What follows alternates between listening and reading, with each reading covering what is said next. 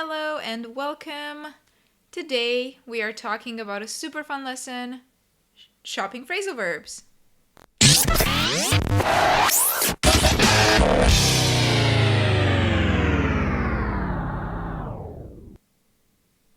So today, like I said, I have a fun but also very useful lesson.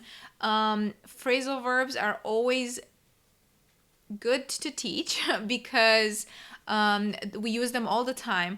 Also because they're difficult and learners have problems with them all the time. They're difficult because, first of all, it's not easy to guess what they mean. It's a verb and a preposition, and the preposition, it doesn't tell us what the meaning is. But also because I don't know, they're just you kind of just have to memorize them, so they're difficult. So that is coming up today, a super fun, super cool lesson, and I think it's very, very useful because we use shopping phrasal verbs all the time. But before we start, I wanted to welcome you. I wanted to see who's here and welcome you guys. Lolly, hello. Furat, Shwala, Ong, Mesume, Ibrahim, Bijou, Faith, Nguyen, Marceline, David, Abdiaziz, welcome. Thank you for joining us. If you are joining us a little later, please write down where you're writing from and what is your name, because we always want to know. So thank you guys, and I think we have a great group today and a very fun lesson. So just like I said, shopping phrasal verbs, they're very useful. We go shopping all the time, whether we go for groceries, whether we go for clothes, for things we need around the house. We use these every day. And, phrasal verbs are not easy. And I think anytime we get a chance to practice, we should take it. So, let's begin with the beginning. I guess if you're new to phrasal verbs, here's a useful tip. Phrasal verbs can be separable or non-separable. And what on earth am I talking about? If you know what I'm talking about, write it down in the comments. What do you think it means? Separable or non-separable? Well, first of all, verbs in English go in these different categories. If it's a transitive verb, it means that a transitive verb can take an object. A direct object can go with it. Do you guys hear my cat? You see her right here? But those are transitive verbs. They can take a direct object. Now, many transitive verbs are separable, meaning that you can separate the verb from the preposition. So, for example, the verb I have here, you may have seen the slide before. I like to use it because there's a Wes example on there that I like. So, if it's separable, like take, you can take something. For example, you can take the trash out. So you can separate, you can say take out the trash or take the trash out. That makes it separable. So you can use them with something in between. The problem is that some transitive verbs can also be inseparable, like get. So we got on the plane. You cannot say we got the plane on. And really the best way to study these is to memorize them and just kind of listen for them and see if something sounds strange or weird. It probably means it's not separable. And then you learn that later. I'm sorry about my cat. She's just, sorry. But she's saying hi. So that's what it is. Now, a good rule, which finally we have a rule, is that in transitive phrasal verbs that do not take a direct object are always inseparable. You can never separate them. So we have here that Wes wakes up at 9 a.m. Well, you can never say Wes wakes at 9 a.m. up. It just sounds completely wrong. You can't do it. So that's a good rule. So, that is separable, non-separable, and for the verbs that I have today, I will tell you if they're separable or non-separable. And again, the more you listen for these, the more that will sound, it will sound off to you. If you're trying to change it and it's just like it doesn't work, trust your instinct because it will help you. So this is my first verb, and I have a question for you guys. So it's to stress out, and my I'll tell you the definition and then I'll ask you my question. The definition is to worry or feel anxious, and that's kind of what it is. When you stress out about something, you're very worried about it. You're just like, feeling very, very stressed about it. So I wanted to ask you, is this common with you? Do you stress out when you go shopping? And then, because I'm very curious to see. And then again, welcome if you're just joining us. Write down where you're coming from and write down any questions you have, and we'll try to answer them. So I'll share, for me, I don't like crowds, and I don't like big stores. So for me, stressing, like especially being in a physical store, I always get stressed out. So I have my example there. Crowded shopping malls stress me out, especially around Christmas time. And Wes knows this very well. I freak out and I just get out. And I can't deal with it. Many times. So that is my example. Okay, let's see. So I'm gonna keep going. That's our first one, and it is separable. So something stresses me out, it stresses Wes out, it can stress anyone out. It's separable. You can separate it. Stand out. Okay, this is another one that is common with shopping. I think especially with shopping for clothes. When something stands out, it means that it is different. It kind of, you see it and you're like, oh wow, that is distinctive. That is really, usually in a good way. When we usually talk about something that stands out, is in a good way. My example here is these rain boots stand out from the rest because they're red. You don't really see a lot of red rain boots out there. I used to like going shopping with my mom sometimes, and we'd look at something that really stands out, and when we check the price tag, it was like $400. So I learned that many things that stand out are sometimes the price stands out too. So it's not always, it can be problematic. But that is to stand out. And you can't separate this one. Okay. Wherein. When you wear something in. Again, like I said, if you're finding phrasal verbs difficult, it's probably because of stuff like this, that it doesn't make any sense. The prepositions make absolutely no sense as to how they're placed near the verb. However, to wear in means to wear something to make it more comfortable. And I really just hear this with shoes, maybe with jeans, but I heard it with shoes most of the time. So for example, if I wear in my shoes, it's because I'm trying to make them more comfortable. And the process of wearing in shoes, it's not the most pleasant because maybe I'll get a blister or something like that. So my question for you, for my girls out there, do you find heels comfortable even if you wear them in, even after you wear them in? I'm just curious. Do you ever find them comfortable? Share, even if it's in the comments later after this lesson. I'm very, very curious. And I'll give you my answer because I don't. I've never had a pair of heels that I thought was comfortable. Just never. Never, ever. So I don't know about you, but I've never worn anything like that was comfortable. My example here is she'll wear in her heels before the wedding. I mean, I guess a wedding is when you'd have to wear heels, but they're just not comfy.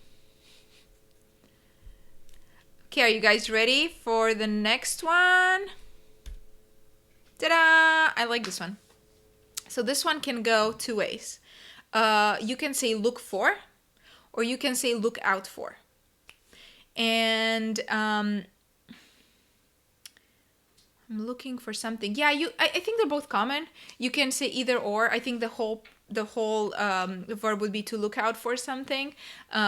but you can also say look for something, and they mean the same thing, and it's to search, okay? To search for something. When you are looking out for something, it's kind of you're regularly trying to find this object, and I'm sure it happens to all of us. Like if you have a special event and you have something specific that you're looking for, that is when you would use this phrasal verb. So it's not separable. You can't pull these apart, but you can use it just like that, and you can opt out of the out. So for example, you can say, like me right now, if you guys didn't know, I'm pregnant.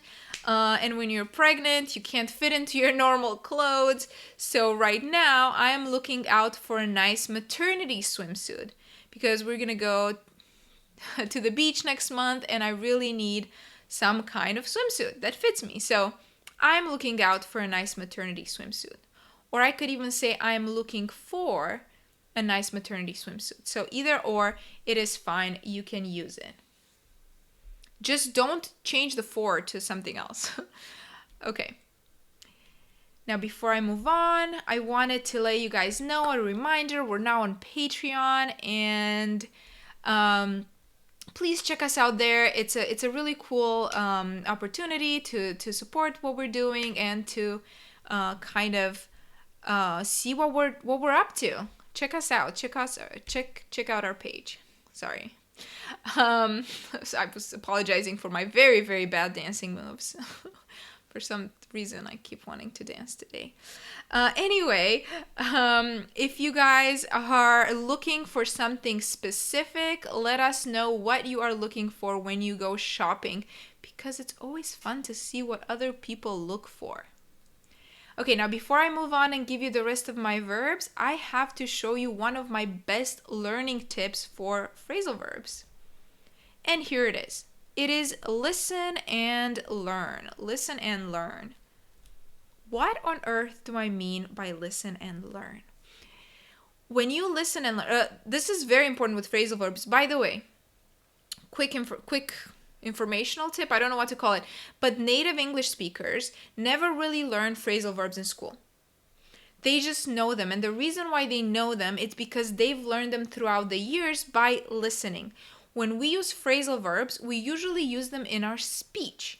We don't use them much in writing or in reading because they're a little bit more informal. However, we do use them all the time. So just because they're informal doesn't mean that you don't need to study. You have to know them, especially if you're a non-native English speaker, because they make up so much of our daily conversation. But we learn them through listening. And this is when it's very, very important to listen for phrasal verbs and try to listen either conversations that you hear from native speakers, and if you can't do that, then a place like YouTube or a place where there's a lot of informal dialogue going on, that is when you really need to pay attention for phrasal verbs, because a lot of it comes through listening.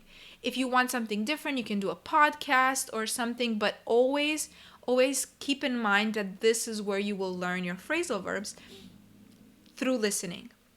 Very important. I know it's difficult.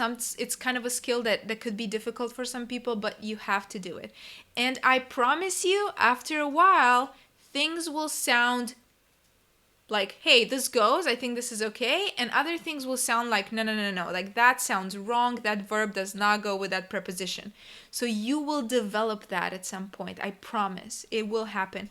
But you have to expose yourself. So keep working on it. It will get better. Now my next one is go with. I need to stop dancing. Sorry, guys. What does it mean, go with? So if you walk into a store, we've all done this, where you have to find things, especially of clothing, that harmonize well with other garments or whatever you have. That works well with something, and we say that it goes with it. It's actually kind of a simple one. It makes sense. So for example, in my picture right here, I have a dress and a pair of shoes, and it says, do these shoes go with my dress? So that is how you use it. Does this go with that? Or does this top go with these jeans? Or Many times it's shoes and dresses because it can be so complicated, right? Right? So that is go with. Go with. It's a very common one. You see it all the time and is non-separable. Okay, you cannot separate it. This is one I do not like. Don't like this one, but it is common. So pay attention. The reason I don't like it, I mean, it is kind of funny because it's fork out or fork over. So anything that has to do with forks is kind of funny. But I don't like it because it means something bad. It means that when you fork over or fork out a lot of money, you have to pay them. You have to pay a lot of money at once. And many times you don't do it this happily. You do it unwillingly. For example, I don't know if you guys saw the new iPhone just came out. It's going to come out in, I forget when they're selling it. But the point is that it's a lot of money. And my example sentence here is, I don't want to fork out $1,000 on a new phone. I'm sure I'm not the only one. So I don't want to fork out. I don't want to fork over $1,000 on a new phone. That's how you use it. Fork out or fork over, they're interchangeable. You can use them either or, equally common, I think. You hear them at the same time. This one's better. Bring in. Okay, so usually when we're talking about something that is bringing in, it's always about money or some kind of profits or some kind of something that has to do with money. So it's non-separable. You always see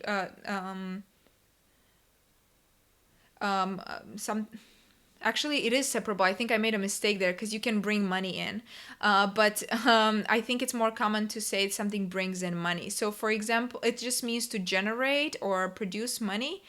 And I have there an example from Amazon. I have a question for you guys before I share my example. And my question is, do you guys like online shopping? Do you like shopping on Amazon? Or what is your opinion of Amazon? Because I'm slightly addicted to it. Yeah, I think that's fair to say. A lot of the things that I can't find in stores, I always go to Amazon for, and I think a lot of us do. And it is crazy how much money they are bringing in. So Amazon's online shopping is bringing in a lot of money, is my example right there. So I'm curious to see, what is your opinion on Amazon or online shopping in general? Do you like it? Do you miss regular shopping? Do you miss stores? What do you think about it? I'm just very curious about this because I love it. I'm at home with my cup of coffee. Life is good. I don't have to be in a store, stress out. It's wonderful. Okay, I just have a couple more and then an amazing practice. Okay, this one I think is probably the most straightforward out of all of them. It is to pay for, okay? To make a payment. When you pay for something, you're making a payment for something that you're buying. So my example here is, we need to take out cash so we can pay for our meal. This has happened actually to Wes and I and my cousin when we were dining out, where we didn't have cash, but we needed cash, so Wes had to run to an ATM and take out cash. So that is to pay for. You pay for what you consume or what you buy. Yeah, so you guys have shared some of your answers. Thank you for sharing them. Yeah, some of you guys like online shopping. Some of you don't like online shopping. I get it. My sister, I don't think, likes online shopping too much, but I love it. So thank you for sharing that. Now our next one is 2-in-1 kind of. It's to queue up or to line up. And I think depending on where you're from, one can be more common than the other. For example, in America, in the US, we usually say to line up. We don't really say to queue up much. So I think that one is more British. But either way, like, people will understand. Whichever one you say, is just one is more common depending on the country where you're trying to use it. It really just means the same thing, to wait in line behind people. I don't think anyone likes lining up or queuing up, but it's normal. We all do it because it keeps order. It keeps things in order. So it is kind of a normal part of all of our shopping lives, right? Now here's my example, and I was curious if you guys know about this. So if you guys know or don't know, I don't know, Black Friday in the US is an event that happens after Thanksgiving where a lot of stores have these huge sales because everyone's off, nobody goes to work. And many times the sales start at crazy hours in the night. So in my example here, it says on Black Friday, some people start lining up at 3 a.m. in front of the store. This is not a made-up example. This is a real example. Many times people will start lining up at 3 in the morning in front of the store. Am I the only one who thinks that's crazy? Like what? 3 a.m.? And they wait. The store doesn't open at 3 a.m. The store opens at like 7, so they'll wait for hours in front of the store. So craziness, but that's a bit of culture that you may have not known. A lot of this has changed with online shopping actually. So, but this used to be the case. Craziness. Maybe I should dance every time I change to a new one. What do you guys think? Maybe not. To ring up someone or something. So you either ring someone up or you ring up someone or something. You can ring up a person, meaning that when the person is ready to purchase whatever it is that they're buying, you are recording their sale on the cash register. Toop, toop, toop, toop, toop, like scanning and things like that. That is to ring someone up. Or you ring something up, like if they bought, let's say, a banana, they're in the grocery store, they bought some bananas, you ring the bananas up. So you could use it either way. It has the same meaning. You record that on the cash register. Ring up someone, ring someone up. Here's my example right here. The owner of the store rang up customers on a vintage cash register. Vintage cash register. It's like an older type of cash register. Ring someone up. Oops. Well, I just meant it's practice time. So those are our verbs that we're working with today. I hope it wasn't overwhelming. I think honestly they're not simple because they're not intuitive, so you can't guess them, but I think what makes them a little bit simpler than others is that they are common. They're so common, you will hear them all the time.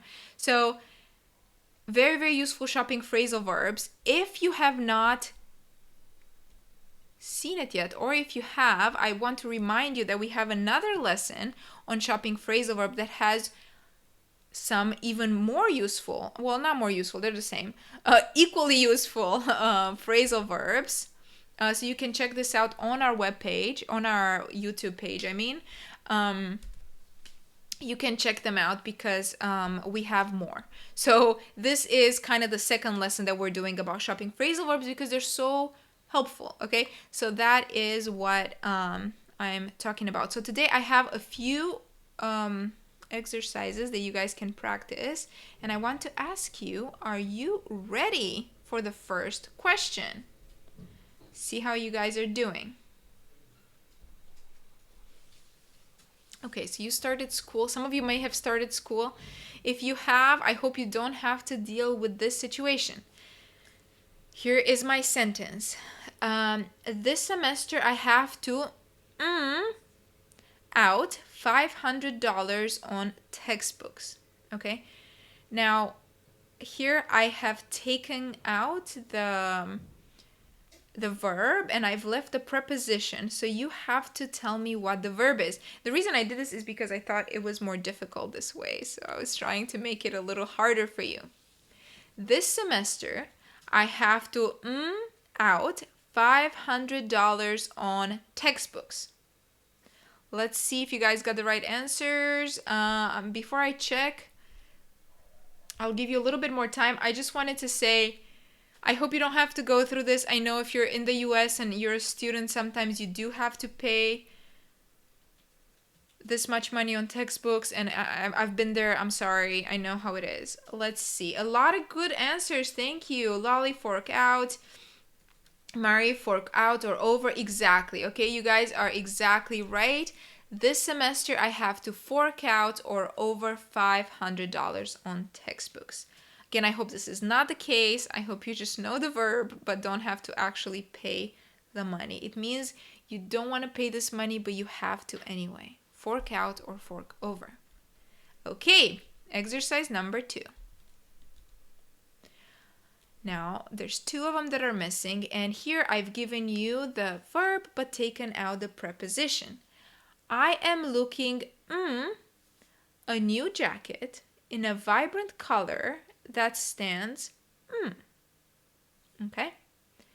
I am looking a new jacket in a vibrant color that stands What could it be? Remember, I'm looking for prepositions, so here you'd have to insert the correct preposition. So let's see if you guys are writing some answers in there. What could it be? What am I saying? So hopefully you guys were answering. I am looking for, or I am looking out for, a new jacket in a vibrant color that stands out. Okay, so those were the 2 phrasal verbs. I know I put 2 in there. Like I said, I'm trying to make this difficult so you guys can really be challenged. Okay. So I see some good answers. Good job, good job, good job, good job. Good job, Shakir, Ibrahim, Giselle, Marie, Irene. Good job. Okay. Here's another one. Again, 2. Here I took out the preposition again. He is stressed because the race is tomorrow and he hasn't worn his shoes yet. Okay? He's stressed because the race is tomorrow and he hasn't worn his shoes yet. What could it be? I hope you guys get this right. I hope you never go through this situation because it's not a fun one to be in. But if you answered, he's stressed out because the race is tomorrow and he hasn't worn in his shoes, you would be correct. Now, if you're doing this now, thank you for doing it now. But please know that you can do this later also and write down your answers in the comments later too, because we check them all the time. So make sure to do that. It's very helpful if you actually go through these practices and do them. So good job for everyone who's answered. I see some wonderful answers. Perfect. Great job. Let's keep on going. I have more for you. I'm not letting you get off that easily. Okay, here it is. Do you like my jeans? They're kind of weird looking. But the question, so sentences. I don't think that top, these jeans. Now, I've taken out the entire phrasal verb here to make it more challenging. So I want to see the entire phrasal verb written in the answers, okay?